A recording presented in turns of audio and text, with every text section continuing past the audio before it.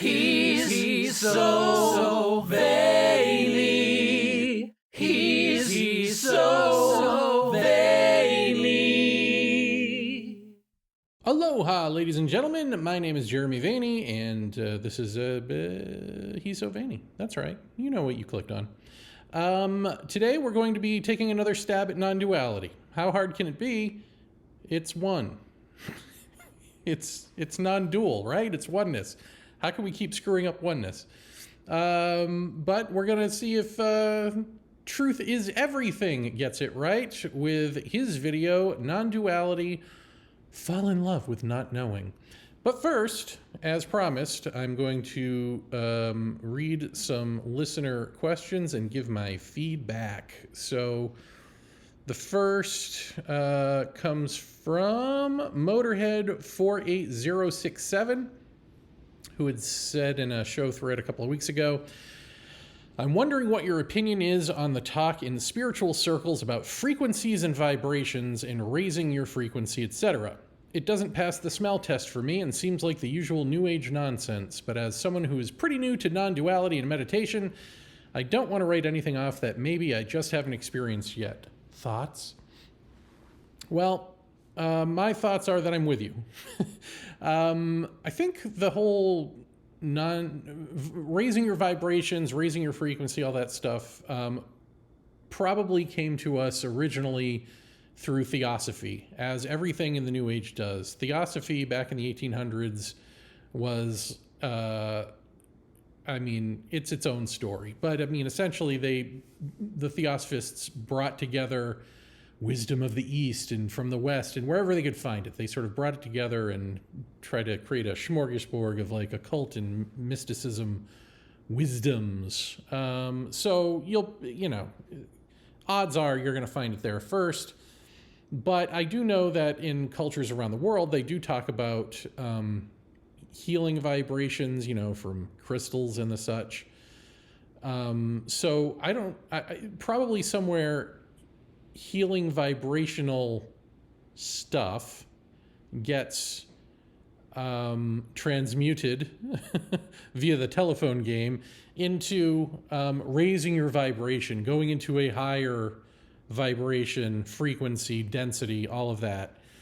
That would be my guess, is that somebody took that bit of verbiage and co-opted it for raising yourself, not just healing, not just doing healing work, but raising you into some new vibration. And this is just hierarchical thinking. It's just giving yourself a specialty language to sound intelligent as you're doing the same old hierarchical thinking.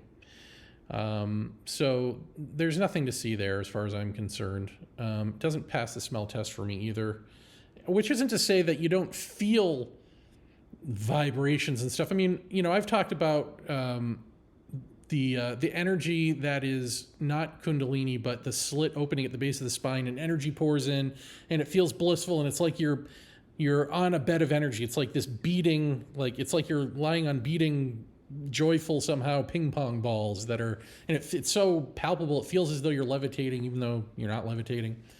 And it washes in and it does that and it washes out. So, you could misconstrue that as, raising your frequency or your vibration because you're feeling vibrant. You're feeling something electric, not, again, I don't want to get caught up in words and say electric, and then everyone's like, oh, electricity, I knew it, it's all electricity. Just don't worry about it. You're right not to worry about it. How about that? I did look up density, and the farthest back I traced densities, like how did we go from vibrations to density, was, and I can't remember who, but it appears to me that in the 80s there was a not just one channeler, but a group of people who would take turns. The entity would take turns switching off through them and channeling, and would talk about densities, and it was like part of the Galactic Federation or something. If you think it comes from there, it probably comes from there. If you think you don't need to pay attention to it, you probably don't. So that's what I have to say. My fallback position on all of that is, again, just that it's hierarchical thinking to keep raising yourself to a higher and higher level, which doesn't reflect reality. It reflects westernized thinking, at least. Maybe other thinkings too, but at least westernized thinking.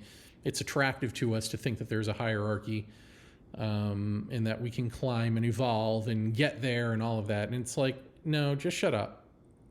Just shut up. And whatever is true of that hierarchy will be revealed in and as you, once you are your human wholeness. Like, why putz around with this climbing stuff if you can transcend and include all of it, and then know thyself as that, whatever that is, and then therefore know what's false? Do that. Easier said than done, I know. JS7177 says, too much of these types of experiences are just subjective. We need some kind of objective corroboration. And I don't think there is any. I mean, the best you could do for something like that is to just look at, really ancient texts from around the world and see where there is universal agreement. I mean, something like that, maybe. But the fact is, these are supposed to be for you to be, right? Like I would say that, I mean, when you're saying these types of experiences, I'm assuming you're talking about the non-duality and or the Kundalini. And these are what one is or what one is not. One is either Kundalini alive 24/7, or one is not. One, is non-dual, or one isn't, or one has had, legit non-dual experiences, meaning that you've visited that stage of non-duality, you've had that a version of that or a taste of it, and then you've brought it back to this crappy state of mind. and then it all falls apart from there. But no, it's for you to be. That's the point. So in an ideal world, we wouldn't need people like me to have an experience and bring it back to tell the tribe, right? And for the tribe to sit around and go, does that sound legit? What do I like out of that? What's my takeaway? What can I use? How can I corrupt it?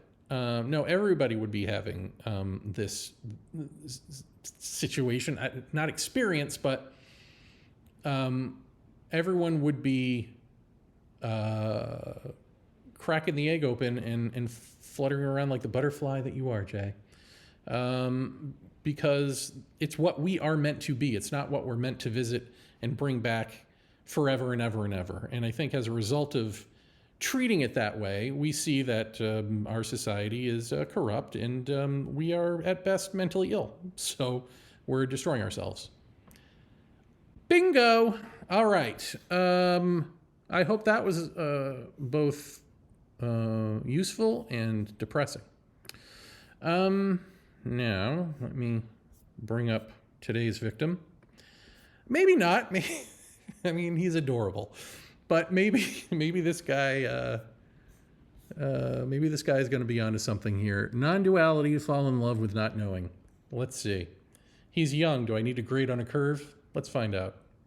You have to fall in love with not knowing. You have to be honest with yourself and recognize that every knowledge you thought you had was always going to slip through your fingers. He says, sitting in front of a stack of books. Okay, I'm grading on a curve.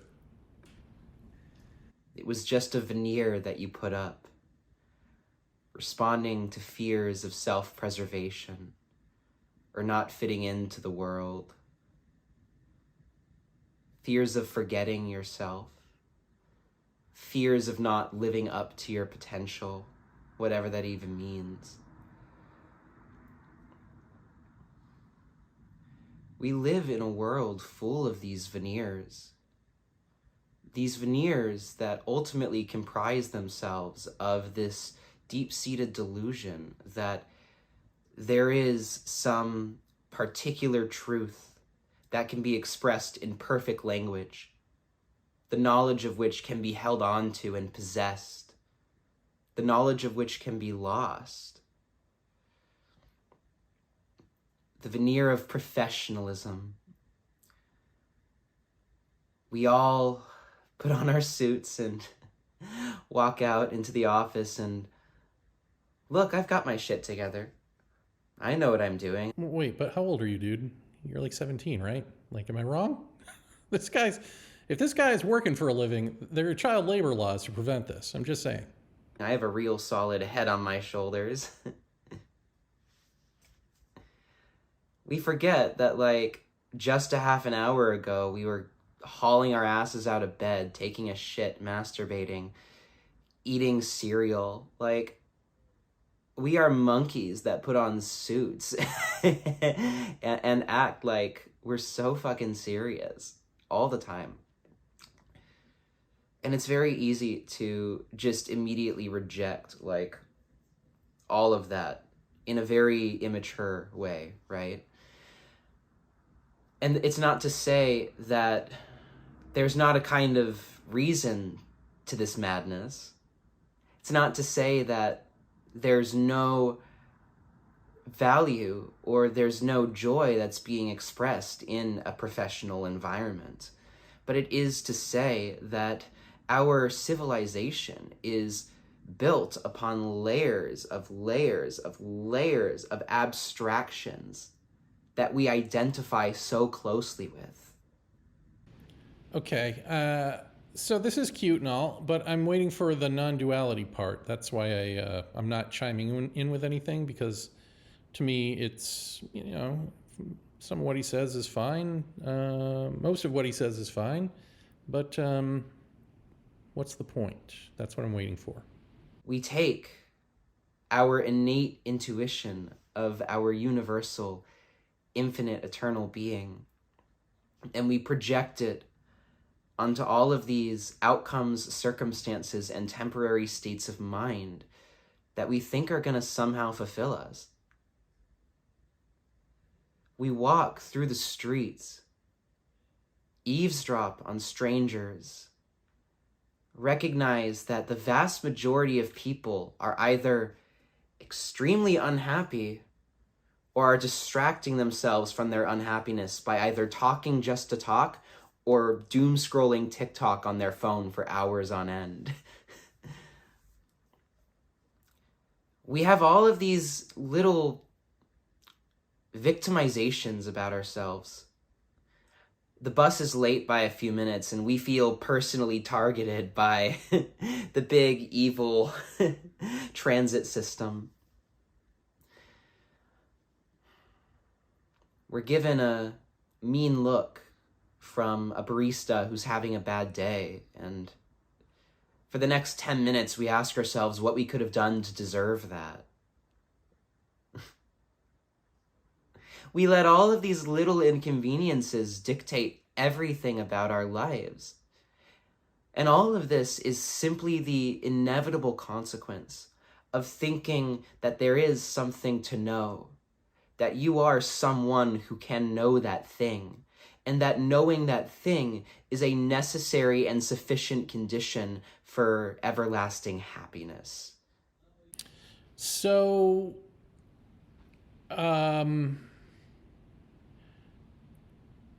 the reason that we want to pretend to know things with 100% certainty and objectively, no offense, Jay, is that means there's a type of eternity in that, right? There's a type of security, and we just fear death. I mean, that's it. So he hasn't gotten to there with this. He hasn't dug that deep yet, but let's see. Maybe we will, but I don't think so. I think this is where he's at with this, which is like, what? Not death, but we do this. Well,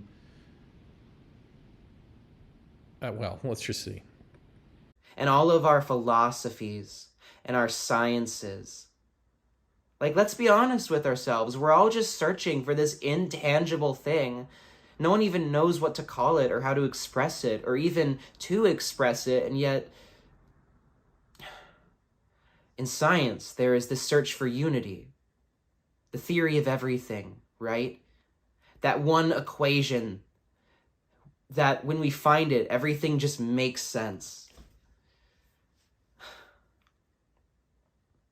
Emotionally, we always feel like if we can just fix this next problem in our lives, if I can smoke less, if I can eat better, if I can work out more, if I can have a relationship, then things are going to make sense. It's never going to make sense. You're never going to know the truth. What does that even mean? Have you ever found something that was simultaneously capable of bringing you permanent fulfillment and also so small that it could be captured in language or in a spiritual system? I don't really want to get drawn into arguing on any of these points because, again, it's not... I'm waiting for the point that has to do with non-duality. But maybe I will just throw this out there, that he seems to be making an assumption that most people are looking for truth or thinking about it in these terms that he's talking about, the whole inside view. I mean, I don't even know that most people are anymore, right? Like, most people really do think the distraction is life at this point. Like, you can talk about distractions with someone while they're distracting themselves on their phone, right? Like, that's how ingrained the distraction is. That it's so ingrained that I just don't see conversations like these taking place anymore as much, you know, to where like the average person is going to click on this and be like, yeah, I was thinking that too. Like, maybe I'm wrong, but I don't know. And why is everyone around me so fucking shallow? I'm not just talking about science or non-duality. I'm just talking about all of it. Like, let's be real clear about what we experience as we walk through this world. We are all fumbling in the dark. And that's amazing. Because when you can finally accept that you're not gonna know, that real understanding lives in the heart and not the mind. Yes, it can color the mind. It can change how the mind functions over time, but it's not a mental understanding. If you think it is a mental understanding, dig deeper. Ask yourself who understands that. If you can really remain open to not knowing, so much freedom arises within you.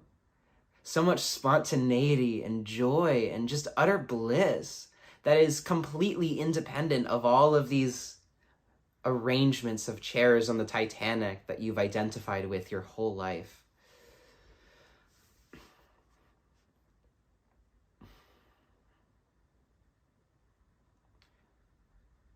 Notice how when you're really trying to figure something out, when you're scheming in your mind or trying to solve a puzzle, all that anxiety you drum up, you feel it in your solar plexus. It's very tight. It's very intense.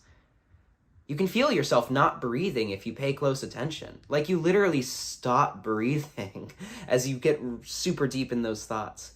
Save for these like little shallow, punctuated by when you realize you've just been stressing yourself out the whole time. Conversely, when you really let yourself not know, it's like this channel in your body opens up, and all of this energy travels up your spinal cord. This life force, if you will, it moves up to your heart. to your throat, to your third eye, so to speak. This love that was so tight, that was held onto with such fear, it's completely free to bubble up and then express itself naturally. So here's a question for y'all, and especially Jay. What do you think about this guy? Do you think he's acting, or do you think he is sincere? Whatever you think about what he's actually saying, do you think he's sincere in having this experience, or do you think he's acting? Because I guess the question is like, do you need an objective take on that? I don't know how you would get an objective take on that, but do you need one, or can you figure it out just like watching him? What do your spidey senses tell you? I'll tell you what they tell me in a little bit. When I say that you need to live with authenticity, what I really mean is that you have to live from the heart. Because when you live from the heart, every micro expression of your being is just that exact same bubbling up of love that simply cannot be contained because it is so grand and so all-encompassing and so joyous. It announces itself. It really does, with such glee, such relief. And all those little things that you were worrying about, like, am I going to find a job? Am I going to find a partner? I need to smoke less. The, like, 3 things, right? The 3 genders. All of those things take care of themselves. Because what really naturally wants to be taken care of will be taken care of through the intelligence and intuition of your body. And what's not essential, what only adds complexity to your life, what you only thought you needed to accomplish or have because of a lingering attachment to knowing, a lingering identification to separation. All of that is discarded. It naturally falls away simply by living in the heart. From a neuroscience perspective, it's like all of those little neural pathways of anxiety that you know deep down don't actually help you. They get pruned, right? So, I mean, there's only a few more minutes here. I'll just say I think he's acting.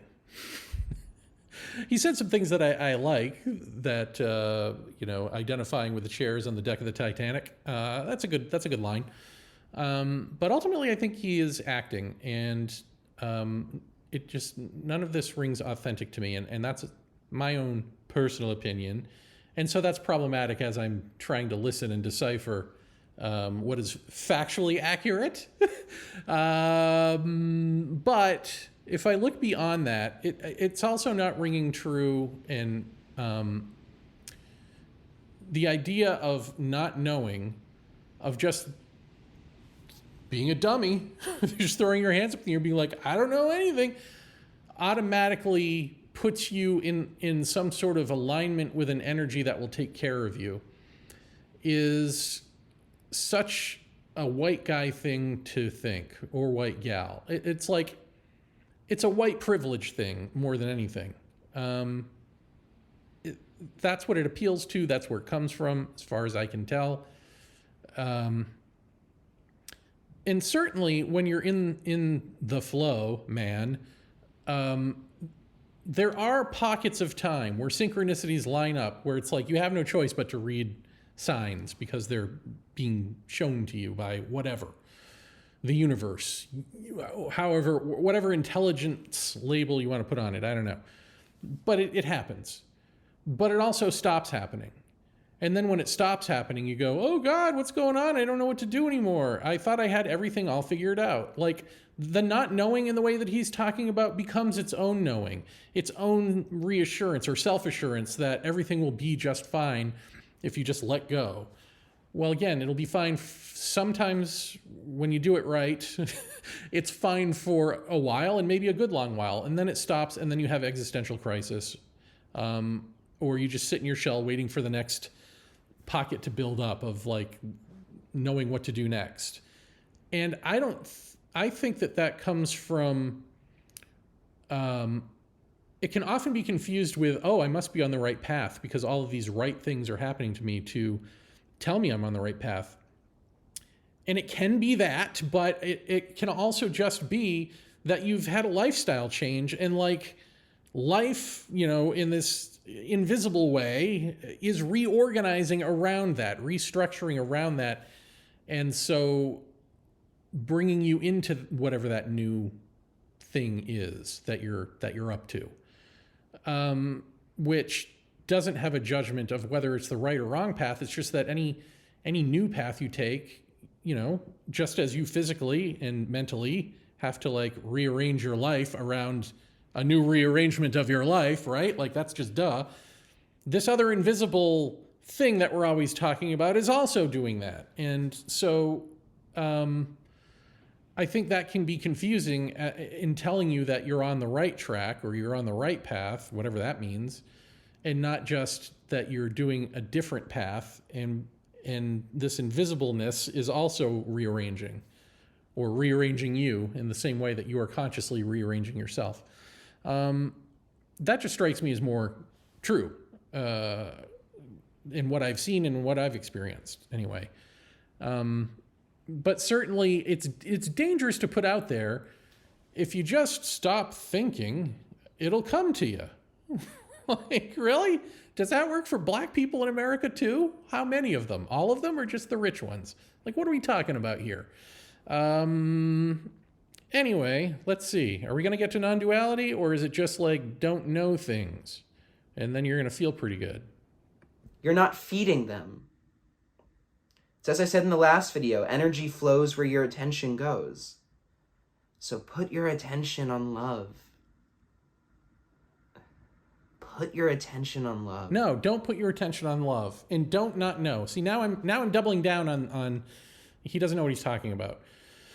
Because these aren't choices, right? Non-duality itself implies no choice, right? Non-dual. Choice comes from, I know we love choice, we love free will, but really choice and free will and the way that we mean them come from confusion. You're confused, and so you take a minute to decide something and blah. Otherwise, you just have right action. Otherwise, it would be choiceless action. It would be choiceless awareness, which is what he is claiming, without saying those words, is the state of mind that one taps into when they decide, when such a one decides to give up knowledge, decides to focus on love. No, that's still you, the decider. That's still the duality, making a choice to do that for an outcome, right? So these are all the trip-ups that we commonly do forever and ever and ever, until we don't. So the not knowing that he's talking about is really his own mistranslation of what it means to not know. It's like he watched Krishnamurti videos or something and didn't get what was really being said there, which is not that you decide not to know, not that you make a choice to just, I'm going to relax and just give it all away just because I don't know. It's to actually, with all of your being, come to an understanding within yourself that you don't know. Right? Not I'm going to choose not to know because I want this outcome. It's literally like you got to have that, well, it's like hitting bottom. It's like, you can fake it. You can try to fake it till you make it, but you never quite make it. And then once you give up that faking it till you make it, maybe that bottoms you out. And because in other words, the bottoming out part can't be a choice. You have to see the problem as a seeker, seeking all this stuff in the first place. You have to obviously makes you a seeker. But then you've got to come upon the point where you realize that the seeker is in the way. The person who then decides to do something differently is the entity that needs to be dissolved. And the body needs to do the dissolving. You can't dissolve you. This is the issue. And just hearing this over and over and over again on repeat for me, I guess, or Krishnamurti or whoever, can do the trick if you are actually listening for the sake of listening and not listening with the intent to gain something or lose something or any motivation. So just listen with no motivation. It's like you come apart, you're seeking clarity in life, and you come across the fact that you need clarity for clarity's sake. You can't have clarity because you're seeking it.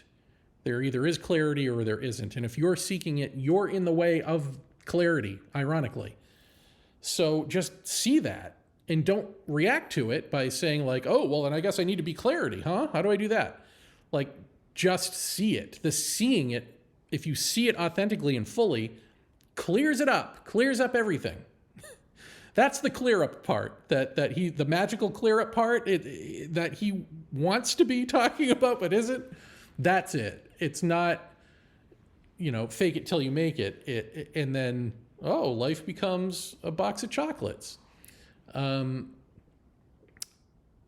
But when the body who is projecting the self, whether from heart or from mind, as he says, from brain, both, when the body stops projecting that persona, that's when the unnameable, that's when the non-dual, that's when the timeless becomes the case.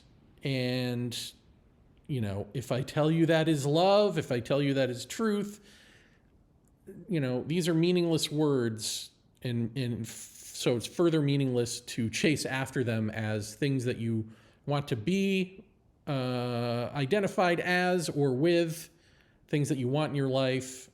Just stop. You don't have to force it.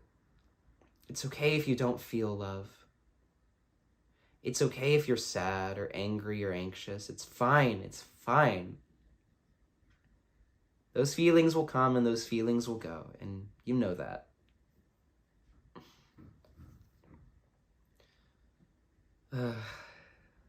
Yeah, indeed. I've had about enough of baby Eckhart Tolle here. What is there? How many more minutes? There's just such beauty in that silence. Such awe, such grace, such complete and utter forgiveness.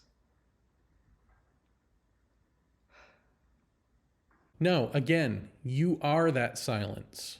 So to be talking about that silence as though there are qualities there for you to experience, and therefore setting it up as something that you want, I mean, this is all just like, duh, right? Like, of course, now, who doesn't want that now when you hear about it? But no, the silence is you. You are that. The silence is consciousness per se. Truth, love, God, whatever word, but strip away all the politics and cultural connotations and all of that. That is you. When the you of the body is dissolved by the body. The you of the body is now consciousness per se, timeless awareness, formless awareness, oneness, singing through you on the deck of the Titanic. It's still sinking. He's kind of right about that, but Oh, no, don't do that. Acting, thank you, yes. Okay, well, we didn't get to the non-duality, but do I keep this going? What the hell? Please say something at the end like namaste. Please, pretty please with sugar.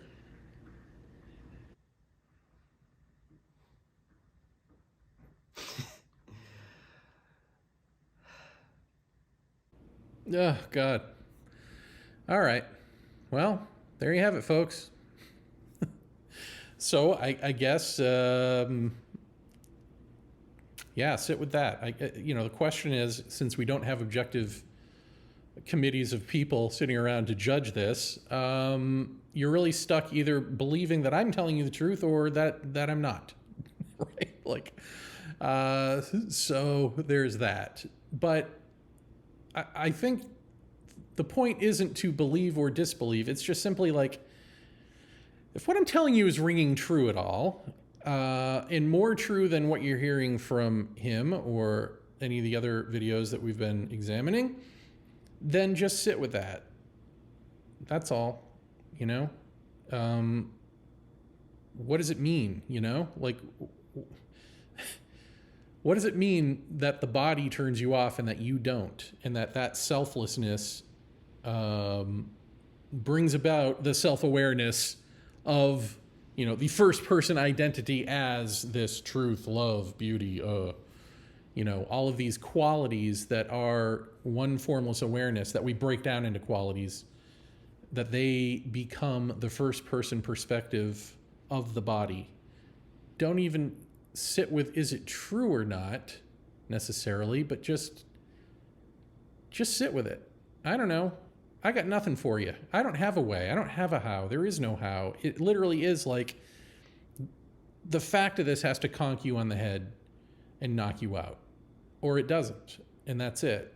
And that's unfortunate, but that's where we are. Like, that's our species. So welcome to humanity.